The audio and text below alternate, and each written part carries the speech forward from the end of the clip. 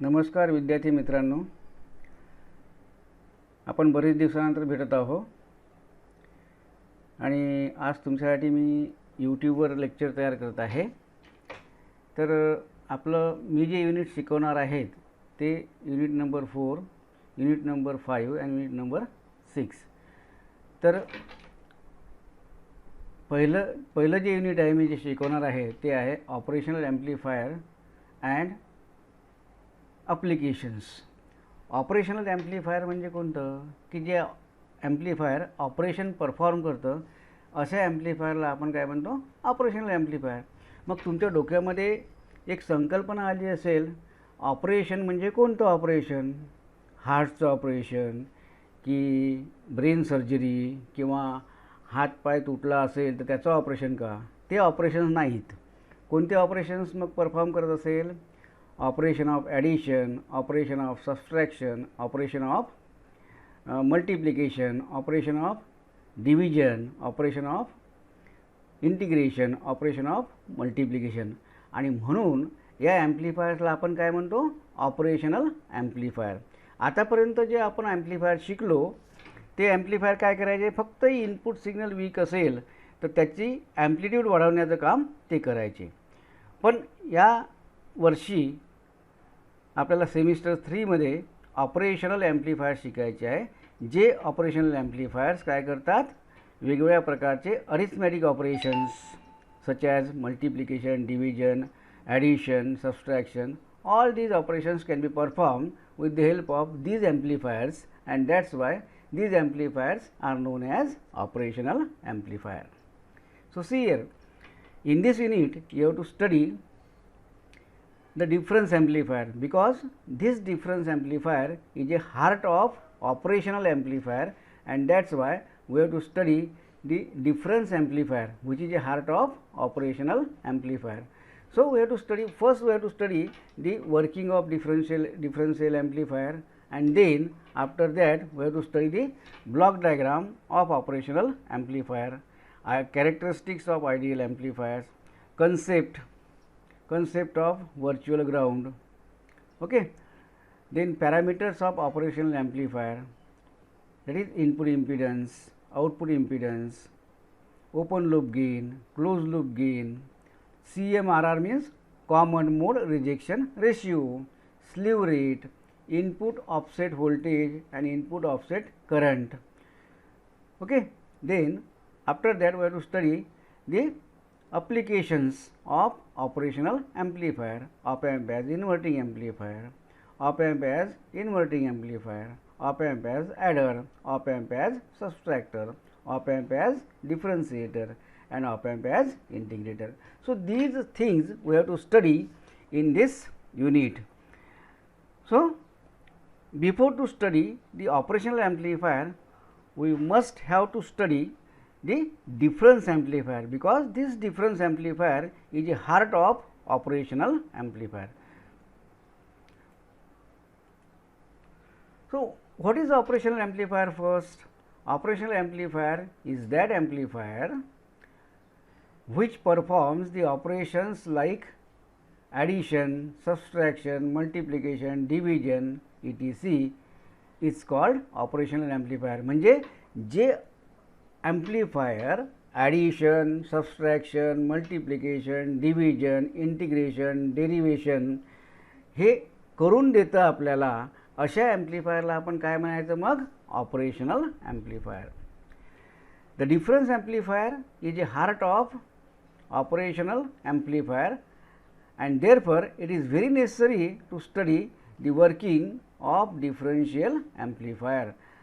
So first we will, before to study the operational amplifier, we must have to study the difference amplifier, because this difference amplifier is a heart of operational amplifier. So what is differential amplifier?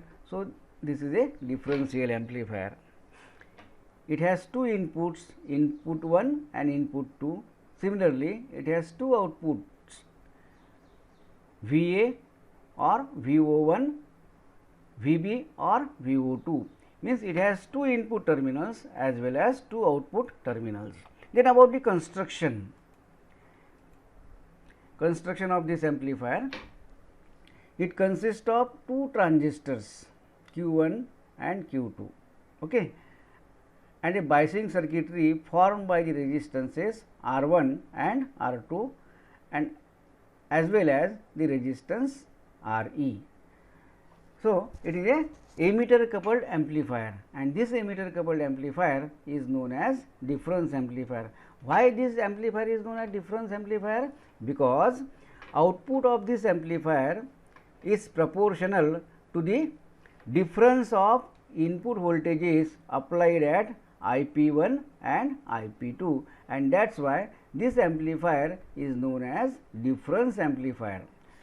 So, before to study the working of this difference amplifier, we must know the something about the on transistor and off transistor. Okay. When transistor is on, then voltage at VO1 or voltage at the collector of transistor decreases, while current through the on transistor increases. म्हणजे जर transistor जर on असेल त्याचं collector emitter voltage म्हणजे VC हे decrease होतं. तसंच त्याच्यामधला करंट जो आहे कलेक्टर करंट त्या ट्रान्झिस्टरमधला ऑन ट्रान्झिस्टरमधला तो इन्क्रीज होतो. जर ट्रान्झिस्टर जर ऑफ असेल तर काय होईल, त्याचं कलेक्टर एमिटर व्होल्टेज वाढेल आणि कलेक्टर करंट कमी होईल. हे जर दोन पॉईंट्स तुम्ही तुमच्या लक्षात ठेवले तर त्याच्यावरून आपल्याला या डिफरन्स ॲम्प्लिफायरची वर्किंग एक्सप्लेन करायला सोपं जाईल किंवा तुम्हाला समजायला सोपं जाईल. म्हणजे काय लक्षात ठेवायचं, जर ट्रान्झिस्टर जर ऑन असेल तर त्याचा VC डिक्रीज होईल, म्हणजेच त्याचा कलेक्टर व्होल्टेज डिक्रीज होईल आणि त्याच वेळेस त्याचा कलेक्टर करंट काय होईल, वाढेल. त्याचप्रमाणे जर ट्रान्झिस्टर जर ऑफ असेल तर काय होईल, त्याचं कलेक्टर व्होल्टेज इन्क्रीज होईल आणि कलेक्टर करंट डिक्रीज होईल. हे दोन पॉईंट जर तुम्ही चांगले डोक्यामध्ये फिक्स करून ठेवले तर आपल्याला डिफरन्स ॲम्प्लिफायरची वर्किंग समजण्याकरता काहीच डिफिकल्टी जाणार नाही. तर एक लक्षात ठेवा मित्रांनो, की जर ट्रान्झिस्टर जर ऑन असेल तर त्याचा कलेक्टर व्होल्टेज काय होईल, डिक्रीज होईल आणि त्याचा कलेक्टर करंट वाढेल. जर ट्रान्झिस्टर जर ऑफ असेल तर काय होईल, त्याचं कलेक्टर एमिटर व्होल्टेज वाढेल आणि कलेक्टर करंट कमी होईल. हे जर दोन पॉईंट्स आपण जर डोक्यामध्ये फिक्स करून ठेवले तर आपल्याला डिफरन्स ॲम्प्लिफायरची वर्किंग स्टडी करायला खूप सोपं जाईल मित्रांनो. ठीक आहे, मग चालायचं समोर वर्किंग बघायची. ओके, बघा आता या सर्किट जे काढतो आपण इलेक्ट्रॉनिक्समध्ये, तर त्या सर्किटची पहिल्यांदा काय करावं लागते, आपल्याला कन्स्ट्रक्शन एक्सप्लेन करावी लागते. तर मग आपल्या या सर्किटकडे बघितल्यानंतर आपल्याला काय दिसतं की it consist of two transistors Q1 and Q2 and a biasing circuitry formed by the resistances R1, R2 and resistance Re and a supply voltages VCC1 and VCC2. या ॲम्प्लिफायरला ह्या ज्या डिफरन्स ॲम्प्लिफायर जो आहे त्याला दोन सप्लाय व्होल्टेजेस लागतात, VCC1 and VCC2 means plus VCC and minus VCC. आणि याच्यामध्ये जे आउटपुट व्होल्टेज आहे ते काय असतं माहिती आहे का, it is proportional to the difference of input voltages applied at IP1 and IP2. म्हणजे हे जे दोन इनपुट आहे IP1 आणि IP2 हे दोन इनपुट टर्मिनल्स आहे. या टर्मिनलला जे काही तुम्ही व्होल्टेज देता तर त्या व्होल्टेजचा डिफरन्स तुम्हाला कुठे मिळतो, ट्रान्झिस्टरच्या कलेक्टरला. आता बघा इथे व्होल्टेज VO1 आहे आणि VO2 आहे. आता voltage taken between point collector of one of the transistor and the ground is known as single ended voltage. म्हणजे एखाद्या ट्रान्झिस्टरच्या कलेक्टरमध्ये आणि जर ग्राउंडमध्ये जर आपण व्होल्टेज बघितलं तर त्याला काय म्हणायचं, सिंगल एंडेड व्होल्टेज. आणि तसंच या ट्रान्झिस्टरच्या कलेक्टरमध्ये आणि ग्राउंडमध्ये जर व्होल्टेज आपण बघितलं तर त्याला आपण त्यावेळेस काय म्हणू, त्याला सिंगल एंडेड व्होल्टेज. म्हणजे एखाद्या ट्रान्झिस्टरच्या कलेक्टर आणि ग्राउंडमध्ये जर व्होल्टेज घेतलं आपण तर त्याला काय म्हणायचं, सिंगल एंडेड आउटपुट व्होल्टेज. तसंच ह्या दुसऱ्या ट्रान्झिस्टरच्या कलेक्टर आणि या ग्राउंडमध्ये जर व्होल्टेज घेतलं तर त्यालासुद्धा आपण काय म्हणू शकतो, single ended voltage. But voltage taken between the collectors of both the transistors is known as double ended voltage. So see here in this theory we have written, this figure shows the circuit diagram of difference amplifier. It consists of two transistors, biasing circuitry formed by the resistors R1, R2 and RE, and two power supplies. So this is about the construction. The voltage taken between collectors of one of the transistors and ground is called single ended output voltage, while the voltage taken between the collectors of both the transistors is known as double ended voltage. म्हणजे सांगायचं तात्पर्य म्हणजे जर आपण या ट्रान्झिस्टरच्या collector आणि या ग्राउंडमध्ये जर व्होल्टेज घेतलं तर त्याला काय म्हणायचं, सिंगल एंडेड व्होल्टेज. तसंच हा जो दुसरा ट्रान्झिस्टर आहे Q2 याच्या कलेक्टरमध्ये आणि जर ग्राउंडमध्ये जर व्होल्टेज घेतला तर यालासुद्धा काय म्हणू आपण, सिंगल एंडेड व्होल्टेज. पण जर का दोन्ही ट्रान्झिस्टरच्या कलेक्टरमधलं जर व्होल्टेज आपण मेजर केलं किंवा आपण घेतलं तर त्याला काय म्हणायचं आपण, double ended output voltage. Okay. Then about the working. समजा आता हे सर्किट आहे, this is the difference amplifier, आणि असं कन्सिडर करा की आपण इनपुट सिग्नल कुठे अप्लाय केलेला आहे, IP1ला. IP1ला इनपुट सिग्नल आपण अप्लाय केलेला आहे आणि IP2 जो आहे म्हणजे दुसरा इनपुट टर्मिनल जो आहे डिफरन्स ॲम्प्लिफायरचा तो ग्राउंड केलेला आहे. असे सिच्युएशन कन्सिडर करा.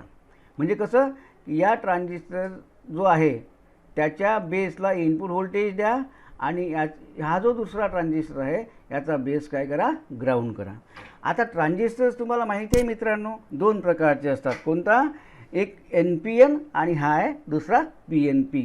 आता बघा, NPN ट्रान्झिस्टरमध्ये कलेक्टर कोणत्या टाईपचा असतो, N टाईपचा. बेस कोणत्या टाईपचा असतो, P टाईपचा. तसाच एमिटर कोणत्या टाईपचा असतो, N टाईपचा. सिमिलरली PNP ट्रान्झिस्टर जो आहे त्याचा कलेक्टर P टाईपचा, बेस N टाईपचा आणि एमिटरसुद्धा कोणत्या टाईपचा राहील, P टाईपचा. जर समजा एमिटर बेस जंक्शन जर कोणत्याही ट्रान्झिस्टरचा आपल्याला फॉरवर्ड बायस करायचा आहे, जर का ट्रान्झिस्टर जर हा NPN असेल तर त्याचं base emitter junction forward bias करायचं असेल तर काय करावं लागतं, base is connected to the positive terminal of battery and emitter is connected to the negative terminal of battery. जर का ट्रान्झिस्टर समजा PNP असेल तर बेस कशाला कनेक्ट करावा लागेल तुम्हाला, मग निगेटिव्ह टर्मिनल बॅटरीच्या निगेटिव्ह टर्मिनलला, आणि तसंच एमिटर कशाला कनेक्ट करावं लागेल तुम्हाला, कशाला कनेक्ट करावं लागेल, पॉझिटिव्ह टर्मिनलला. म्हणून इथे फक्त ट्रान्झिस्टर जर बदलले तर पोलॅरिटीज बदलतात. आणि आता या सर्किटमध्ये फक्त कोणते ट्रान्झिस्टर्स आहेत, NPN. म्हणजे आपल्याला ही डायग्राम समजून घ्यायला किंवा या डायग्रामची वर्किंग समजून घ्यायला काहीच वेळ लागणार नाही. आता जर याचं बेस एमिटर जंक्शन NPN ट्रान्झिस्टरचं मला फॉरवर्ड बायस करायचं आहे तर मला काय करावं लागेल, याचा बेस टर्मिनलला पॉझिटिव्ह व्होल्टेज जर जात असेल तर हा ट्रान्झिस्टर काय होईल, टर्न ऑन होईल किंवा याचं base emitter junction forward bias होईल. त्याचप्रमाणे या ट्रान्झिस्टरचं बेस एमिटर जंक्शन केव्हा फॉरवर्ड बायस होईल, ज्यावेळेस याचा बेस आपण पॉझिटिव्ह टर्मिनलला देऊ बॅटरीच्या, त्यावेळेस ते काय होईल, त्याचं base emitter junction forward bias होईल. एवढं फक्त लक्षात ठेवलं तुम्ही की या सर्किटची वर्किंग तुम्हाला समजायला काही कठीण जाणार नाही. आणि जे पहिली गोष्ट मी सांगितली की जर ट्रान्झिस्टर जर ऑन असेल त्याचं कलेक्टर व्होल्टेज काय होईल, डिक्रीज होईल आणि कलेक्टर करंट वाढेल.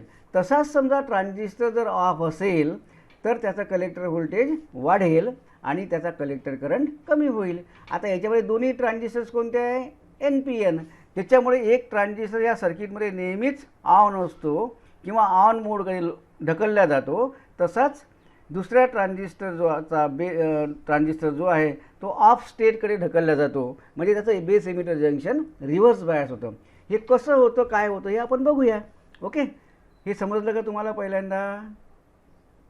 हे थोडंसं डोक्यामध्ये ठेवायचं. जर ट्रान्झिस्टर ऑफ असेल तर काय होईल, त्याचं कलेक्टर एमिटर व्होल्टेज वाढेल. ॲट द सेम टाईम त्याच ऑफ ट्रान्झिस्टरचा कलेक्टर करंट काय होईल, कमी होईल. तसंच जर ट्रान्झिस्टर जर ऑन असेल तर काय होईल, त्याचं कलेक्टर एमिटर व्होल्टेज फॉल होईल, म्हणजे डिक्रीज होईल आणि त्याचा कलेक्टर करंट वाढेल. आणि दुसरी गोष्ट काय लक्षात ठेवायची, एन पी एन ट्रान्झिस्टर जर असेल आणि पॉझिटिव्ह सायकल ज्यावेळेस त्याच्या बेसला जाईल त्यावेळेस काय होईल, त्या ट्रान्झिस्टरचं emitter base junction forward bias होईल, म्हणजेच त्या ट्रान्झिस्टरचं कलेक्टर व्होल्टेज कमी होईल, म्हणजेच त्या ट्रान्झिस्टरचा कलेक्टर करंट वाढेल.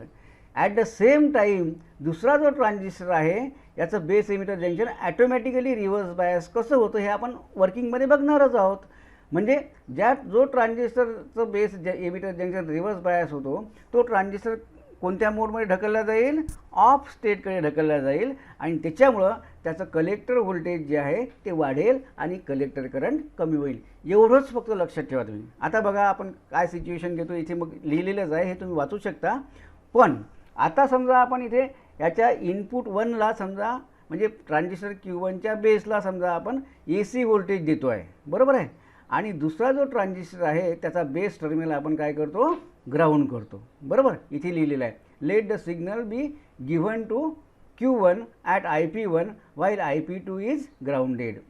आता ड्युरिंग पॉझिटिव्ह हाफ सायकल काय होईल, पॉझिटिव्ह हाफ सायकलच्या वेळेस हा जो ट्रान्झिस्टर Q1 आहे याचा बेस जो आहे तो काय होईल, पॉझिटिव्ह. त्याच्यामुळं काय होईल, याचं बेस एमिटर जंक्शन काय होईल, फॉरवर्ड बायस होईल आणि फॉरवर्ड बायस झाल्यामुळे हा ट्रान्झिस्टर ऑन स्टेटकडे ढकलला जाईल आणि त्याच्यामुळं त्याचा कलेक्टर व्होल्टेज जे आहे ते फॉल होईल आणि कलेक्टर करंट वाढेल, बरोबर.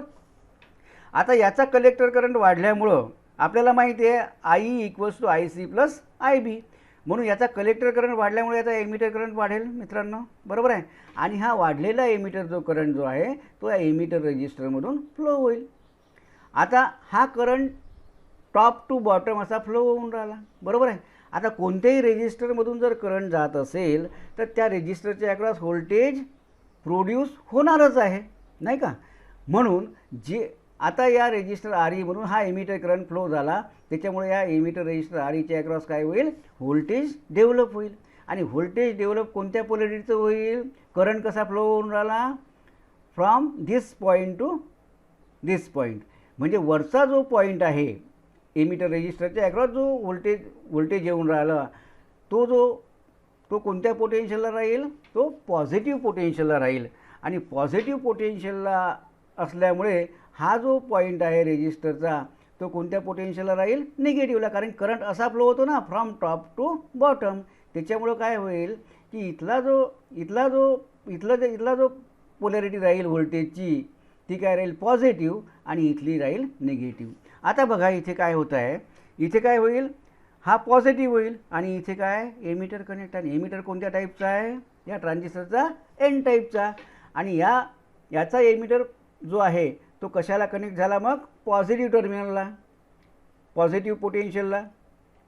आणि हा जो बेस बघा, हा बेस आहे, आता इथे निगेटिव्ह आहे पोलॅरिटी, त्याच्यामुळे आता बेस कशाला कनेक्ट झाला, निगेटिव्हला. म्हणजे याचं एमिटर बेस जंक्शन काय होईल मित्रांनो, हे रिव्हर्स बायस होईल. आणि रिव्हर्स बायस झाल्यामुळं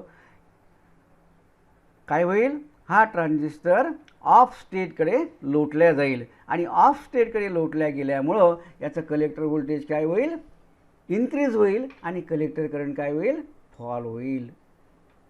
असं म्हणजे ड्युरिंग पॉझिटिव्ह हाफ सायकल काय होते, मग या पहिल्या ट्रान्झिस्टरचं बेस एमिटर जंक्शन जे आहे ते फॉरवर्ड बायस होतं आणि at the same time emitter base junction of this transistor Q2 will be reverse bias. एकाचं फॉरवर्ड बायस होतं एमिटर बेस जंक्शन आणि दुसऱ्याचं एमिटर बेस जंक्शन काय होतं, रिव्हर्स बायस. म्हणजे हा ट्रान्झिस्टर ऑन स्टेटकडे ढकलला जातो आणि हा ट्रान्झिस्टर कशाकडे, कोणत्या स्टेटकडे ढकलला जाईल, ऑफ स्टेटकडे. म्हणूनच जो ट्रान्झिस्टर ऑफ स्टेटकडे ढकलला गेलेला आहे त्याचं कलेक्टर पोटेन्शियल काय होईल, इन्क्रीज होईल. ॲट द सेम टाईम त्याचा कलेक्टर करंट जो आहे तो फॉल होईल. पण हा transistor at the same time positive half सायकलच्या वेळेस काय होईल, हा ऑन होईल. ऑन झाल्यामुळं काय होईल, याचं कलेक्टर पोटेन्शियल फॉल होईल and at the same time collector current of this transistor increases. बरोबर आहे. आणि तो इन्क्रीज झालेल्या कलेक्टर करंटमुळं या ट्रान्झिस्टरचा एमिटर करंटसुद्धा वाढेल आणि तो एमिटर करंट या एमिटर रेजिस्टर थ्रू फ्लो होईल आणि हा टॉप टू बॉटम फ्लो होत असल्यामुळं इथे पॉझिटिव्ह पोटेन्शियल निर्माण होईल आणि इथे निगेटिव्ह पोटेन्शियल निर्माण होईल आणि त्याच्यामुळं काय होईल, याचा एमिटर पॉझिटिव्हला जोडल्यासारखा होईल आणि तसाच याचा बेस जो आहे तो निगेटिव्हला जोडल्यासारखा होईल, म्हणून याचं बेस एमिटर जंक्शन काय होईल, रिव्हर्स बायस. बरोबर आहे. आता इथे पॉझिटिव्ह हाफ सायकल दिल्यामुळं इनपुट व्होल्टेज वाढवून राहिलेलं आहे, पण त्याच वेळेस इथलं कलेक्टर व्होल्टेज काय होऊन राहिलेलं आहे, फॉल होऊन राहिलेलं आहे. म्हणजे याच्या इथे जे इनपुट व्होल्टेज आपण दिलेलं आहे त्याच्या प्रमाणात इथलं व्होल्टेज कमी किंवा जास्त होत नाही. इथलं जर व्होल्टेज वाढत असेल तर इथलं कलेक्टर पोटेन्शियल फॉल होतं. म्हणजे इथे जे इनपुट व्होल्टेज दिलेलं आहे त्याची अपोजिट ॲक्शन इथे प्रोड्यूस होते. बरोबर आहे. म्हणजे इथे इनपुट व्होल्टेज वाढत असेल तर इथं आउटपुट कलेक्टर व्होल्टेज जे आहे ते काय होतं, डिक्रीज होतं. पण इथल्या व्होल्टेजच्या प्रमाणात या दुसऱ्या ट्रान्झिस्टरचं कलेक्टर व्होल्टेज जो आहे ते कलेक्टर व्होल्टेज वाढत जातं. म्हणजे इथलं जे इनपुट आहे त्याच्या प्रमाणात इथलं या दुसऱ्या ट्रान्झिस्टरचं कलेक्टर पोटेन्शियल वाढतं, पण ॲट द सेम टाईम याच पहिल्या ट्रान्झिस्टरचं कलेक्टर व्होल्टेज काय होतं, डिक्रीज होतं. म्हणजे आपण असं म्हणू शकतो की output voltage of transistor Q1 decreases and at the same time output voltage of transistor Q2 increases. म्हणजेच काय होऊन राहिलं इथे, output voltage of transistor Q1 is 180 degree out of phase with the input voltage. At the same time collector voltage of transistor Q2 will be in phase with the input voltage IP1. म्हणजे IP1 जे आहे त्याला कोण proportional output, हे इथलं output voltage proportional आहे, पण IP1ला इथलं आउटपुट व्होल्टेज इन्व्हर्सली प्रपोर्शनल आहे. इथलं जर वाढत असेल तर इथलं कमी होतं, पण इथलं जर वाढत असेल तर या दुसऱ्या ट्रान्झिस्टरचं कलेक्टर व्होल्टेज वाढतं. म्हणजे आपण असं म्हणू शकतो की output voltage at the collector of Q1 is 180 degree out of phase with voltage applied at IP1. Similarly, at the same time we can say that output voltage of transistor Q2 is in phase with IP1. इथे मी तेच लिहिलेलं आहे, तरी वाचून दाखवतो तुम्हाला. Let the signal be given to Q1 at IP1 while IP2 be kept grounded. Okay, during positive half cycle of input voltage, the forward bias of Q1 will increase. This will increase the collector current IC1. Naturally, the collector voltage of transistor Q1, that is VA, will decrease. The increase in collector current of Q1 will also increase the emitter current through RE, and hence voltage VA at point E will increase, but the base of Q2 is held as fixed ground potential. The forward bias of Q2 will decrease, resulting in lower the collector current and higher the collector voltage, that is VB.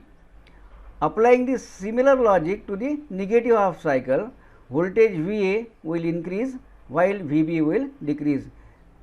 This shows that the single ended output at A will be out of phase with the input at IP1, while output at point B will be in phase with IP1. म्हणजेच काय की इथे जर तुम्ही input voltage दिलं असेल IP1ला, तर इथलं जे VA व्होल्टेज आहे म्हणजे व्होल्टेज ॲट पॉईंट A हे काय होईल, हे जर इन्क्रीज होत असेल तर हे डिक्रीज होईल आणि हे जर डिक्रीज होत असेल तर हे काय होईल, इन्क्रीज होईल. पण त्याच्या अपोजिट ट्रान्झिस्टरमधलं काय होईल, अपोजिट ट्रान्झिस्टरच्या कलेक्टरचं व्होल्टेज हे जर इथलं इनपुट व्होल्टेज जर वाढत असेल तर voltage at point B is in same phase with the voltage applied at IP1, while voltage at point A is 180 degree out of phase with the voltage at point IP1. Okay. तर हा भाग आपण नंतर बघू मित्रांनो, कारण की आज एकदम थोडं जास्त तुम्हाला सांगणं म्हणजे कठीण जाईल. Okay, thank you.